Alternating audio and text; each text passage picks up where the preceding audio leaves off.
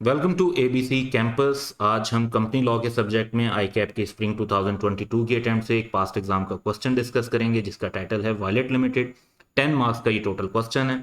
तो क्वेश्चन ये है कि violet limited is public unlisted company, received its certificate of incorporation on 1st August 2021. VL's management submitted duly verified declaration along with necessary document to the registrar related to commencement of business that were accepted and registered by the registrar on 1 अक्टूबर 2021। तो commencement of business की date भी दी हुई है और incorporation की date भी दी हुई है। VL started its business operation with effect from 15 October 2021। However, it was revealed in the very first month of its commercial production that main product is not meeting the specified standard. After engaging experts and making modification in the production process, VL resumed its production activities on 25th November 2021। तो mainly production 15 अक्टूबर को शुरू हुई जिसमें कुछ problem आ गया, जिसके बाद 25 नवंबर को उन्होंने दोबारा प्रॉपर प्रोडक्शन स्टार्ट की।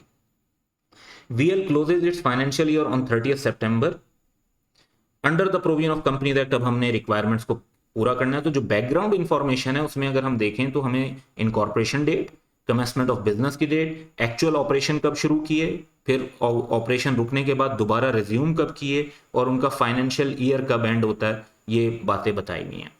उसके बाद जो रिक्वायरमेंट्स पूछी हुई हैं उसमें उन्होंने कहा कि under the provision of companies act 2017 advise VL directors with regard to the following. तो हम हर रिक्वायरमेंट को वन बाय वन फॉलो करते हैं। पहली है कि the period within which VL is required to hold the statutory meeting. अच्छा जी, अब स्टैट्यूटरी मीटिंग की बात करते हैं।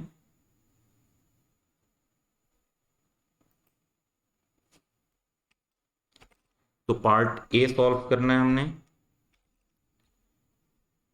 तो स्टैट्यूटरी मीटिंग के लिए रूल ये है कि 180 days of commencement of business लेंगे और 9 month from the date of incorporation लेंगे। इसमें जो भी फिर अर्लियर डेट होगी इनमें से उस तक हमें मीटिंग होल्ड करनी चाहिए। तो violet limited shall hold the statutory meeting at the earliest of the following 2 dates. अच्छा, पहले अगर हम बात करते हैं 180 डेज की, तो कमेंसमेंट ऑफ बिजनेस जो है वो डेट कंसीडर होती है जिस दिन रजिस्ट्रार ने एक्सेप्ट किए होते हैं डॉक्यूमेंट। तो हम 1 अक्टूबर को कंसीडर करेंगे, ये 15 अक्टूबर या 25 नवंबर को नहीं। एक्चुअल ऑपरेशन कब शुरू हुए हैं वो कमेंसमेंट ऑफ बिजनेस की डेट नहीं है, बल्कि कमेंसमेंट ऑफ बिजनेस की डेट लॉ के मुताबिक वो है जब रजिस्ट्रार ने डॉक्यूमेंट एक्सेप्ट और रजिस्टर्ड कर लिए होते हैं। तो 1 अक्टूबर से अगर हम 180 डेज कैलकुलेट करते हैं तो हमारे पास डेट आ जाएगी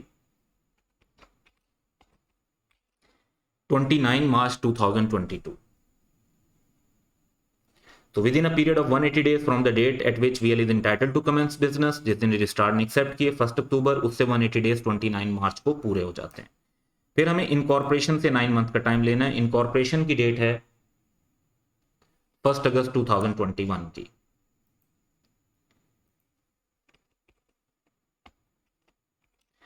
तो अगर हम 1 अगस्त 2021 से 9 मंथ ऐड करते हैं तो हमारे पास डेट आ जाती है 30 अप्रैल 2022। हमने अर्लीस्ट डेट लेनी है, इसका मतलब है कि हमारी डेट होगी 29 मार्च 2022। तो ये हमारे फर्स्ट पार्ट का आंसर बकायदा डिटेल के साथ हमने लॉ भी मेंशन किया, रीजनिंग भी दी और एग्जैक्ट डेट्स आइडेंटिफाई करके बताई। तो ये हमारी फर्स्ट रिक्वायरमेंट पूरी हो गई। दूसरी रिक्वायरमेंट क्या है? The contents that need to be included in the statutory report with respect to share capital. अब इसमें ये मेमोरी बेस्ड क्वेश्चन है। हमने स्टैट्यूटरी रिपोर्ट के जो कंटेंट्स लॉ में लिखे हैं वो यहाँ रिप्रोड्यूस करने हैं, लेकिन इसमें ट्रिकी पॉइंट ये है कि आपने सारे ही स्टैट्यूटरी रिपोर्ट के सारे कंटेंट नहीं बता देने, सिर्फ वो बताने जिनका ताल्लुक शेयर कैपिटल से है। जिन चीज़ों का ताल्लुक शेयर कैपिटल से नहीं है उन आइटम्स को बताने की ज़रूरत यहाँ पर नहीं है। जैसे कंपनी के बिजनेस प्लान वगैरह क्या हैं और प्रॉस्पेक्ट्स क्या हैं वो यहाँ पर बताने की ज़रूरत नहीं है। सिर्फ उन कंटेंट्स को बताना है जिनका ताल्लुक शेयर कैपिटल से होगा। बस इस बात पे फोकस करके, बाकी इसका मेमोरी बेस्ड आंसर है तो वो स्ट्रेट फॉरवर्ड हम लिखते जाते हैं।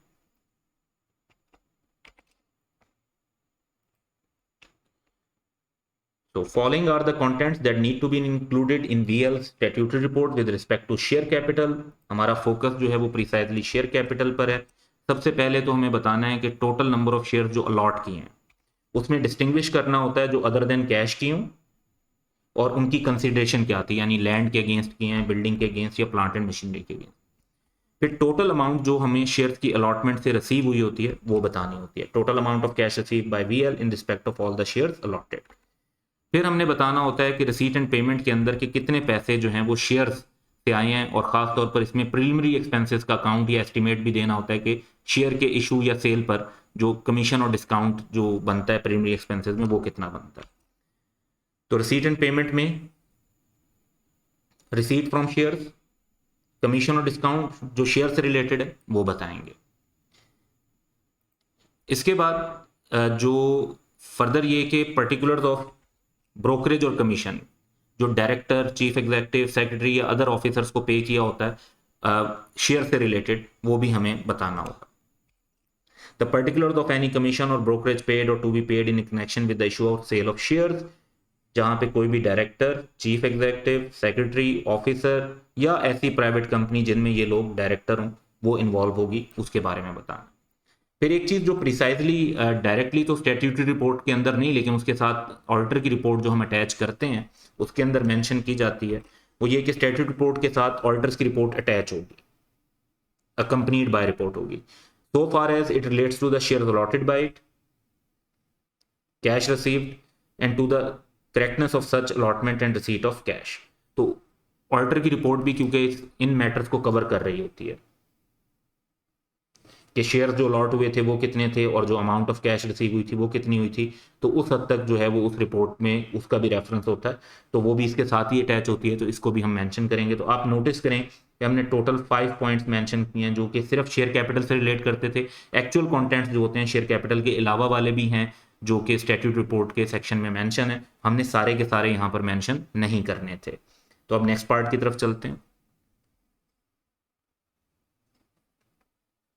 सी पार्ट है हमारे पास, can VL avoid holding of statutory meeting due to any reason including production issues as faced by VL. अच्छा, अब इसमें हमने जो डेट निकाली थी फर्स्ट पार्ट के अंदर वो थी 29 मार्च। तो लॉ ये अलाउ करता है कि अगर इस डेट से पहले ही कंपनी की AGM, annual general meeting hold हो जाती है तो फिर स्टैट्यूटरी मीटिंग करने की ज़रूरत नहीं है, लेकिन प्रोडक्शन इश्यूज जो हैं वो लॉ के अंदर एज अ रीज़न अलाउड नहीं है, तो प्रोडक्शन इश्यूज तो अलाउड नहीं होंगे। तो हम वो एजीएम वाला पॉइंट मेंशन कर देंगे और प्रोडक्शन इशू को भी क्लियरली लिखेंगे कि ये वैलिड रीज़न नहीं होगी।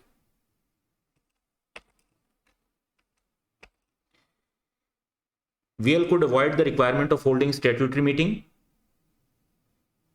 if it could hold first AGM before 29 मार्च, जो कि स्टैट्यूटरी मीटिंग की जो टाइम लिमिट है उससे पहले ही AGM हो जाती है, तो फिर स्टैट्यूटरी मीटिंग की रिक्वायरमेंट नहीं रहती।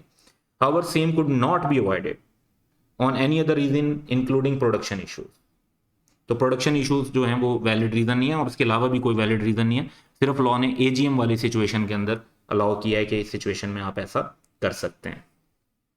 तो ये 10 मार्क्स का क्वेश्चन था, इसके अंदर 3 डिफरेंट पार्ट्स थे जिसको हमने अकॉर्डिंगली रिस्पॉन्ड किया। That's all for today, have a good day.